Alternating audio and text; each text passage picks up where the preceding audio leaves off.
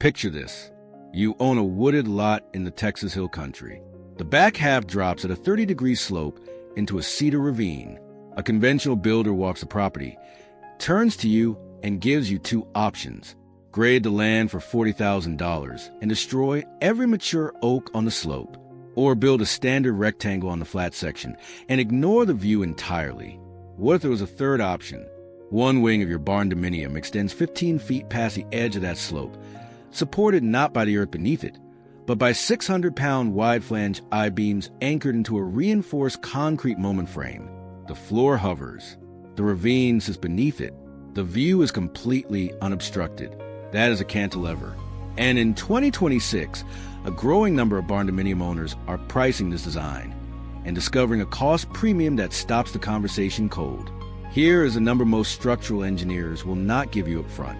A cantilever configuration on a 2,500 square foot barndominium adds $88,000 to $149,000 to your base build.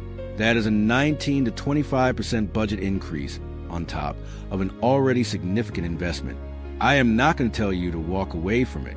That is not honest advice, and it ignores the three specific scenarios where this design makes complete financial sense. What I'm going to do is show you exactly where every dollar of that premium goes, line by line, so you can make a real decision. Before we jump in, do me one quick favor. Tap subscribe and ring the bell. I break down real barndominium costs and design truths every single week. The cantilever is not a new idea.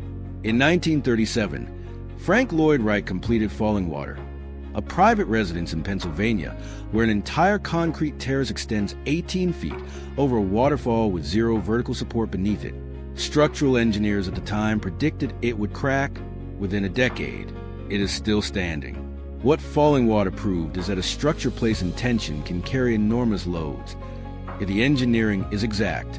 Fast forward to 2026, and that same principle now applies to steel frame barndominiums. Steel makes a cantilever more achievable than Wright's poured concrete ever was. It also makes the cost conversation far more direct. Let's get into it. The physics of hovering. Here is what is actually happening when a floor floats. A cantilever works through the principle of moment force. Every pound of weight at the end of that 15-foot overhang creates rotational pressure, called a moment. At the point where the beam connects to the main structure, that connection point is the fulcrum. The further the overhang extends, the greater the moment at the fulcrum. And the greater the moment, the more steel you need, not just at the beam, but at the foundation level where that rotational force transfers into the earth. On a standard barndominium, your steel columns send load straight down into the slab. Simple, predictable, engineerable with off-the-shelf components. On a cantilever build, those same columns are now resisting a rotational force. That changes everything downstream. The steel specification, the foundation design, and the entire erection sequence. Your standard 3x3 or 4x4 square tube column will not carry this load.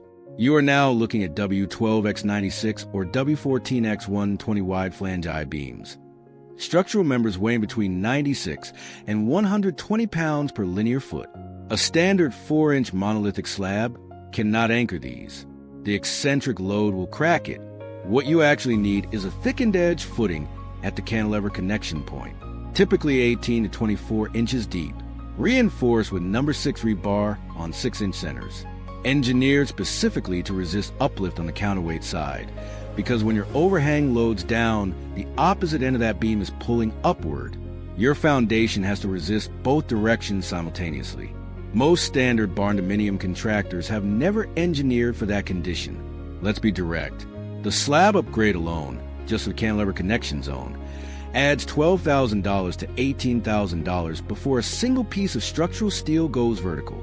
Under ASCE 7 to 22, your deflection limit under live load cannot exceed L/360.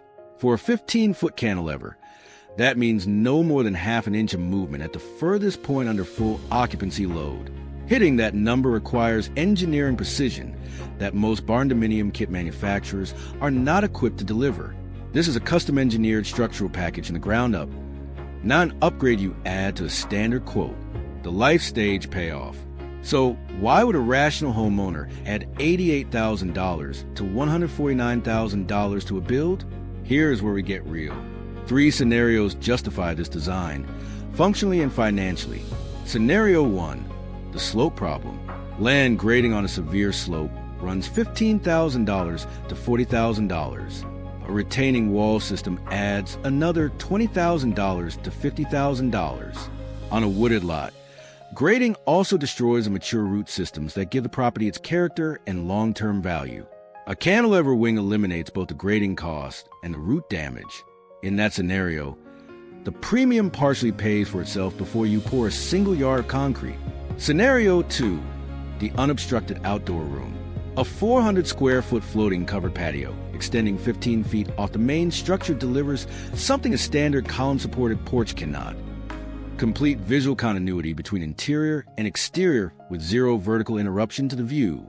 For properties backing to water, canyon, or protected forest, that is not an aesthetic preference. It is a meaningful resale differentiator. Scenario 3, and this is the one most builders will not bring up, aging in place. Picture a couple in their mid-60s who purchased their rural lot 2 decades ago. One of them now uses a walker.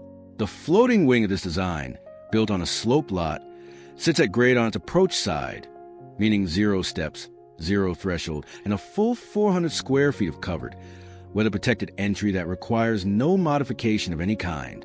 No ramp retrofit at 70. No $25,000 elevator addition at 75. No conversation with a contractor about making a home accessible that was never designed to be. The architecture solved the problem before the problem exists. That is what intelligent design does. It answers questions you have not thought to ask yet. Before we get into the full line item cost breakdown, and these numbers are going to stop you mid-scroll, do me one quick favor.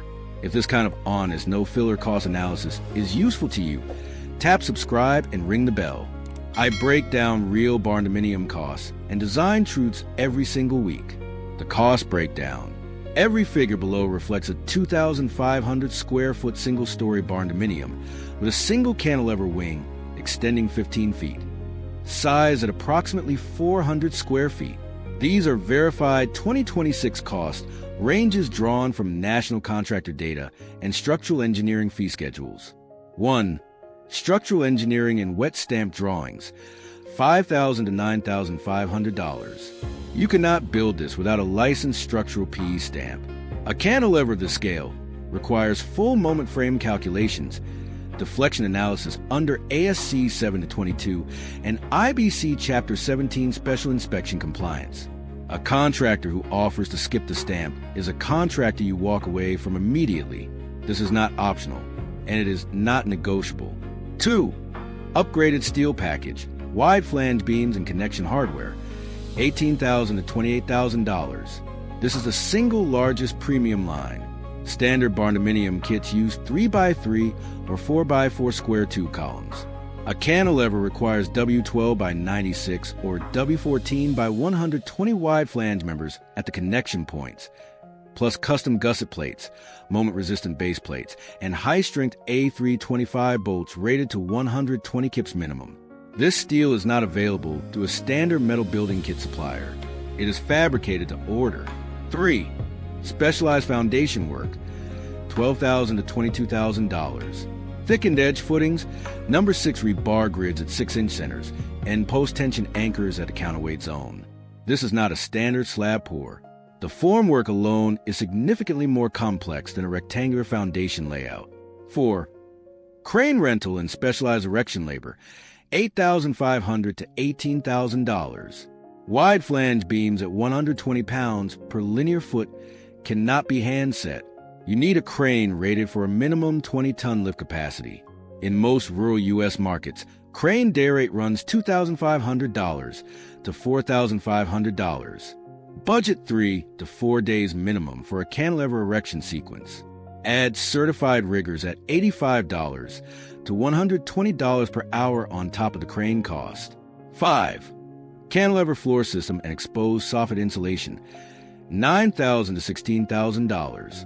An exposed floor soffit faces 360-degree wind exposure and thermal cycling. Standard bat insulation, will not perform here. Closed cell spray foam at R30 minimum is non-negotiable, plus a protective steel panel undercoating to prevent moisture infiltration from below. Skip either of these and you will be redoing this floor system within a decade. 6. Vibration damping system. For $1,500 to $8,000. This is the line most online cantilever content skips entirely. An unsupported 15-foot floor transmits foot traffic vibration across the entire span. That is not a structural failure, but the harmonic resonance is deeply uncomfortable to live with over time. Tuned mass dampers or additional lateral bracing eliminate the problem permanently at the design stage. Retrofitting after the fact costs significantly more and requires disrupting finish interior work. 7. IBC Chapter 17 Special Inspections. $3,000 to $6,000. Mandatory third-party inspection at foundation stage, steel erection stage, and weld verification. Budgeted. There is no code-compliant workaround. Total premium. $60,000 to $107,500. On top of a base barndominium build of $160,000 to $220,000 for 2,500 square feet. Your all-in budget lands between $220,000 and $327,500. That is the honest number. Honest warnings. Let's be direct about 3 things most cantilever content will not tell you. Warning 1. Financing takes longer. Most conventional lenders will not finance a non-standard structural design without additional documentation. Construction of permanent loans for cantilever builds require a PE-stamped structural narrative and frequently a second independent appraisal. Add 60 to 90 days to your loan timeline before you break ground. Plan for that gap. Warning 2. Vibration does not self-correct.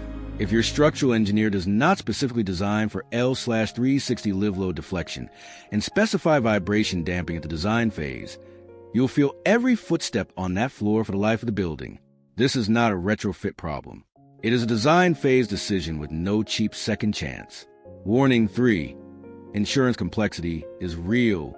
Some rural homeowner insurers classify cantilever construction as a non-standard structural system that can trigger higher annual premiums or a specialty policy requirement that your standard lender will not accept.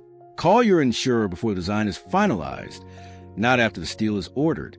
Here is the honest truth. A cantilever barndominium is not an architectural flex. It is an engineering solution to a specific set of site conditions. If your lot has a severe slope, protected mature trees, or a genuine multi-generational living requirement, the $88,000 to $149,000 premium may cost less than the alternatives you would otherwise need. If your lot is flat and your motivation is purely visual, the math will tell you something different. That is not a reason to dismiss the design.